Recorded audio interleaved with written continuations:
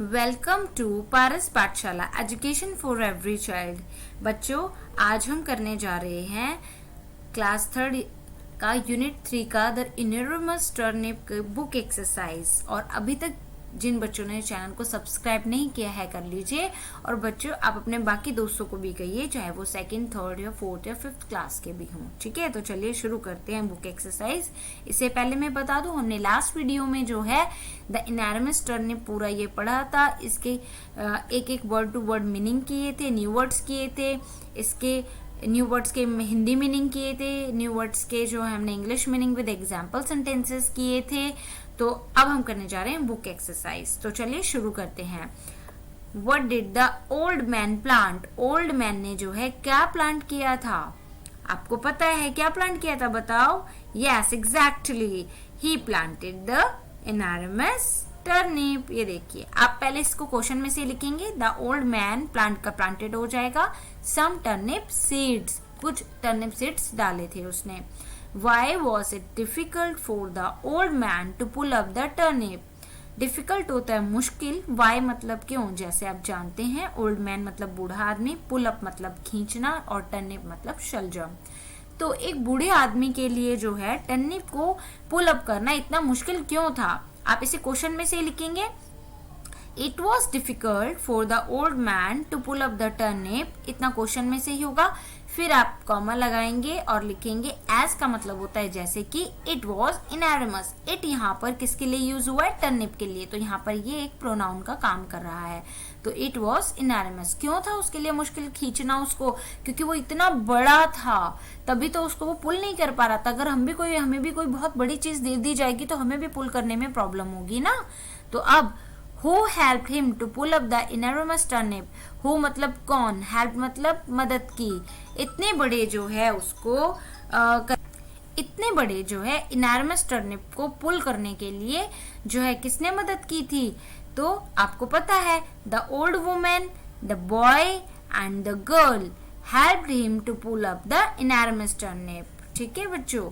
Who ate the enormous turnip? ate किसकी second form है बताइए? कई बार मैंने आपको ग्रो का और इनका बताया है ना। eat, ate, eaten, ये थोड़ी सी डिफरेंट होती है, इसलिए बच्चे कई बार इसे भूल जाते हैं। eat फर्स्ट फॉर्म होती है, eat सेकेंड होती है, eaten, EATEN, eaten ये थर्ड फॉर्म होती है। मैं इसलिए आपको बोलती हूँ, आप कॉपी पेन लेके बैठा करिए और ऊपर जब चैप्टर में पढ़ाती हूँ ना तो हेडिंग डाल लीजिए, और जो मैं उससे रिलेटेड नोट आपको करने के लिए कहती हूँ आप उसको लिख लीजिए। तो फिर ऐसे आप कभी नहीं भूलेंगे। और जब क्लास ओवर होती है तो आप उसको एक बार देख सकते हैं आप उसको। ठीक है, तो who ate the enormous turnip, किसने खाया था? The old man, the old women, the boy and the girl ate the enormous turnip. इन सभी ने खाया था। चलिए आगे चलते हैं नेक्स्ट। अब आपको इसमें ना वेजिटेबल्स फाइंड करनी है। ठीक है, तो आपको ऐसा सर्कल बनाना है। मैंने ऐसे बनाया है, आप अपनी मर्जी से कैसे भी कर सकते हैं। तो ये यहाँ पे टर्निप है, यहाँ पे बीन्स है, यहाँ पीज है। ये नीचे आपको क्लूज भी दिए हुए हैं कि आपको यही फाइंड करना है। ये आपका कैरेट हो गया और ये हो गया आपका टोमेटो। आगे चलते हैं। The entire class can be divided into 2 groups. ठीक है, पूरी क्लास को आपको 2 ग्रुप में डिवाइड करना है, और एक ग्रुप को क्या बोलना है?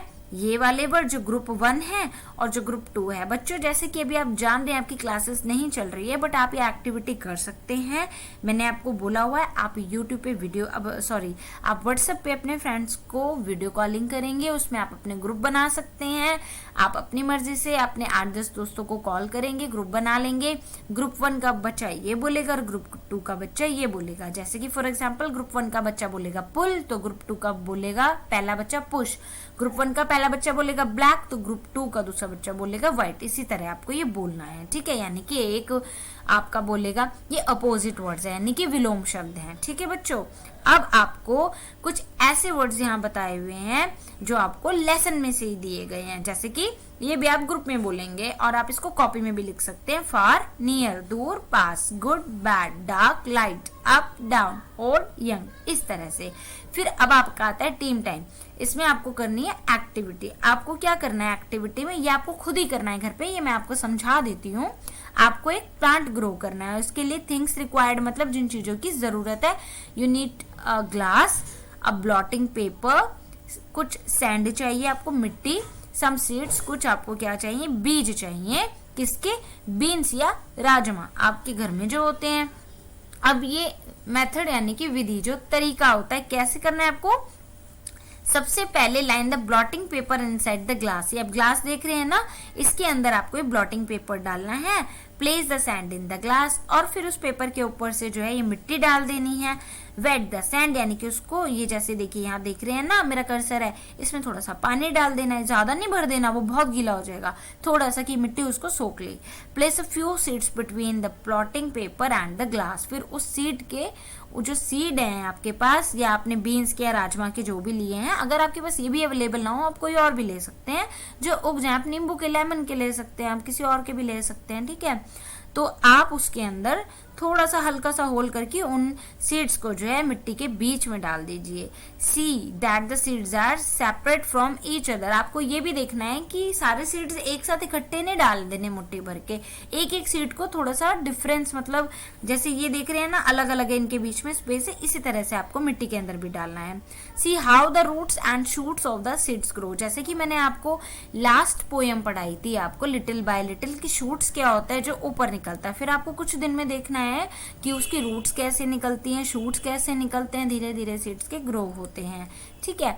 अब आपका अगला है कि आपको एक फ्रेंडशिप सैलड बनाना है। कैसे, आपको एक कैरेट चाहिए, उसके लिए कैरेट यानी गाजर चाहिए, टोमेटो चाहिए, पीस चाहिए, स्पूनफुल, टू पीस कितने चाहिए, दो चम्मच चाहिए, और लेमन कितना चाहिए, एक, टोमेटो 2 चाहिए, कैरेट 2 चाहिए। देखिए मैंने आपके लिए एक सैलड बनाया है, उसका चित्र है, ठीक है। अब आगे देखते हैं कैसे करना है। सबसे पहले सारी वेजिटेबल आपको धो लेनी है। आप इसमें अपने पेरेंट्स की हेल्प ले सकते हैं।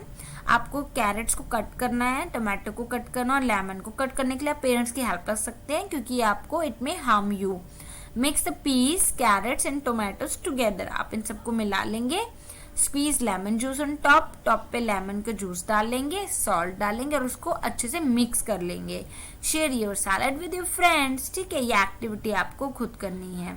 अब स्कूल तो है नहीं तो आप टीचर के साथ करते हैं। अब देखिए ये मैंने अभी आपको डिस्क्राइब किया। यहाँ है how do you like to eat these vegetables, आप इन वेजिटेबल्स को कैसे खाना पसंद करोगे, कच्चा या कुक करके। देखिए कुछ वेजिटेबल्स बच्चों आप देखते हो विंटर्स में और समर्स में कि हम उन्हें किसी को कच्चा खाते हैं, किसी को पका के खाते हैं, ठीक है।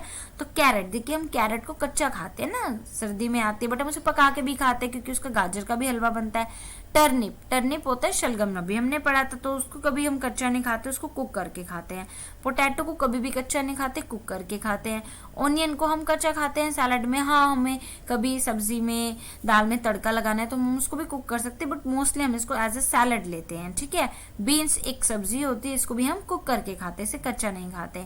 अब यहाँ पर आपको 4 वेजिटेबल्स के नाम बताने हैं और जो आपने लास्ट वीक खाई हैं, ठीक है। ये मैंने एग्जाम्पल के लिए लिखा है जो मैंने खाई थी, पर आपने जो खाई है आप यहाँ लिख सकते हैं, तो सबके आंसर जो ऑब्वियसली वो क्या होंगे, डिफरेंट होंगे, ठीक है। अब हम चलते हैं आगे आपको ये कॉलम करना है।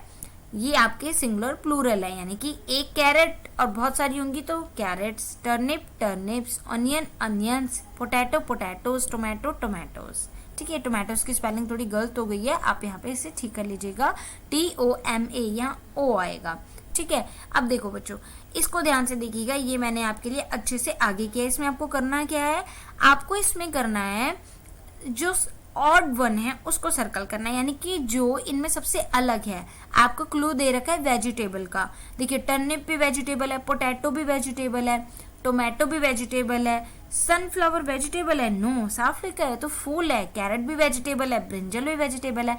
ऑड का मतलब होता है इन सबको आप पहले पढ़ो और ये जानो कि वो होता क्या है, ठीक है। अभी जैसे मैंने सबको पढ़ा और वो क्या होता है, यानी सारी सब्जियां हैं सिवाय सनफ्लावर की, तो हम इसको सर्कल कर देंगे। ऐसे ही काऊ क्या है, एक एनिमल है, pet animal, sorry domestic animal है, ठीक है। हॉर्स भी है, एनिमल है, गोट भी एनिमल है, फॉक्स भी, कैंगारू भी।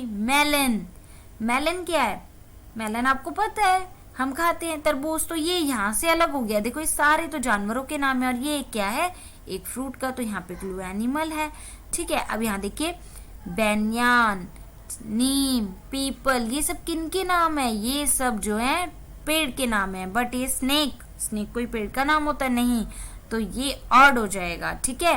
रोज, लिली, सनफ्लावर, लोटस, जल्दी जवाब दो, ये किसके एग्जाम्पल है? यस, ये सारे फ्लावर्स के एग्जाम्पल है। और ये कॉलीफ्लावर तो किसी फ्लावर का नाम नहीं है, उसके पीछे फ्लावर जरूर लगा है, but that does not make the sense कि it is also a flower, but it is a vegetable. Yes. Now peacock, parrot, lizard, crow, woodpecker. देखिए peacock क्या है, parrot, crow, woodpecker, ये सब क्या है? ये सब है birds हैं। और lizard क्या bird आती है? नहीं, वो भी है। ये देखिए मैंने आपके लिए आगे लिखा हुआ है, ये जो भी ऑर्ड है ये मैंने यहाँ पे अंडरलाइन किए हुए हैं। तो आपको कभी भी इस तरह से आए तो पहले आप अपने आप से पूछिए कि ये क्या है, ये क्या है। जो जो चीज़ें सेम होती रहती हैं वो सब सेम है, जो बिल्कुल अलग होगी वही ऑड होगी। तो ये मैंने आपको एक क्लू दिया है पहचानने का। तो बच्चों आज की क्लास ओवर होती है। तो कैसे लगी आपको ये मेरी क्लास? और क्लास को लाइक ज़रूर करना। अगर आपने सब्सक्राइब किया हुआ है तो मुझे कमेंट ज़रूर करना, लाइक करना, और अपने दोस्तों को शेयर करने के लिए कहिए ना, और सब्सक्राइब करने के लिए भी कहिए, ताकि ज़्यादा से ज़्यादा बच्चे जुड़ सके। फिर जो मैंने आप लोगों के लिए एक सरप्राइज़ रखा है वो मैं तभी बता पाऊंगी ना जब मेरे बहुत सारे सब्सक्राइबर हो जाएंगे, बहुत सारे बच्चे होंगे, वो उसी के अकॉर्डिंग मैंने बनाया हुआ है, मैं तभी आप लोगों को बता पाऊंगी, क्योंकि बहुत थोड़े बच्चों में मैं वो सरप्राइज़ शेयर नहीं कर पाऊंगी। तो प्लीज़ आप अपनी क्लास के बच्चों को सब्सक्राइब करने के लिए कहिए। आप कितनी बातें तो करते हैं ना, एक सब्सक्राइब करने में क्या जाता है, आपको खाली एक बटन को क्लिक ही तो करना होता है, और बेल आइकन को दबाना होता है, और लाइक करना होता है, शेयर करना होता है। आप दिन भर में कितने सारे मैसेजेस करते हैं, इसमें मुश्किल से आपको 1 मिनट भी नहीं लगेगा, तो आप इतना तो कर ही सकते हैं ना मेरे लिए। Yes, very good. तो चलिए मिलते हैं नेक्स्ट क्लास में। Till then bye bye, take care.